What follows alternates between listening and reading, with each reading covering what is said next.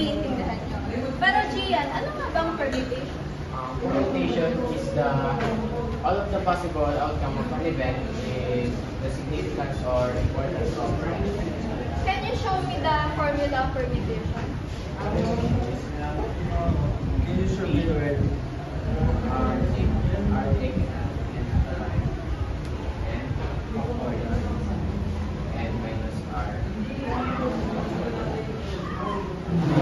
wherein n is all of the values, all of the available elements, and R is the number of chosen elements. So today we have 4 examples to show you guys the permutation. How many ways can 5 students arrange in 3 chairs?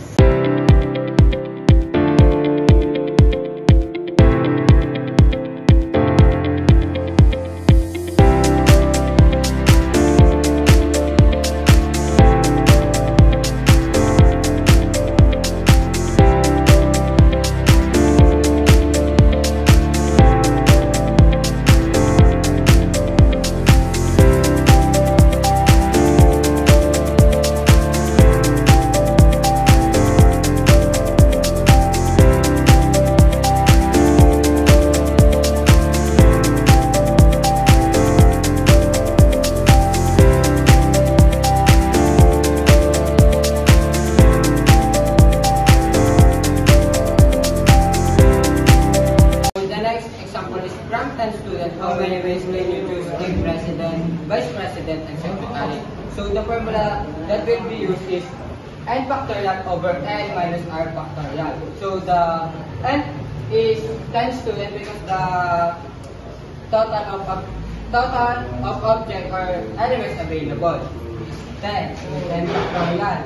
Then the capital 10 minus the r equals 3 because the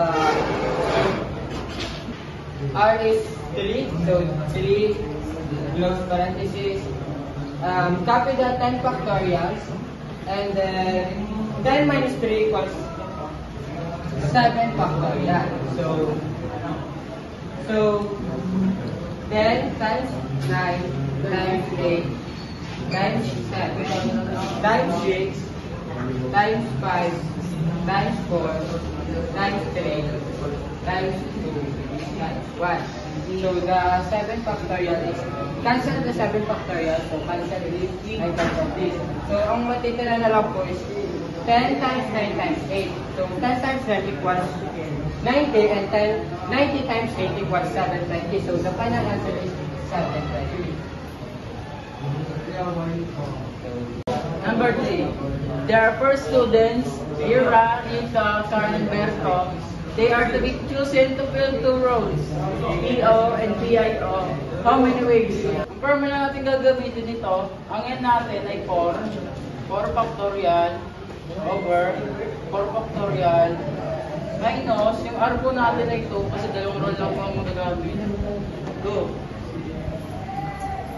So pag ang minus include dalawang ito,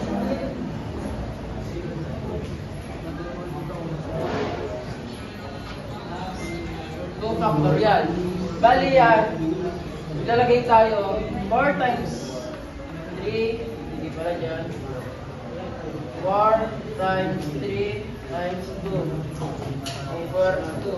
So bali yun, kakancel out ng dalawa, ipagka-times to, 4 times 3 is 12.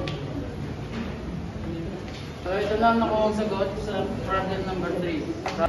How many 3-digit number can be formed using 2, 3, 4, 5 if no digit is repeated?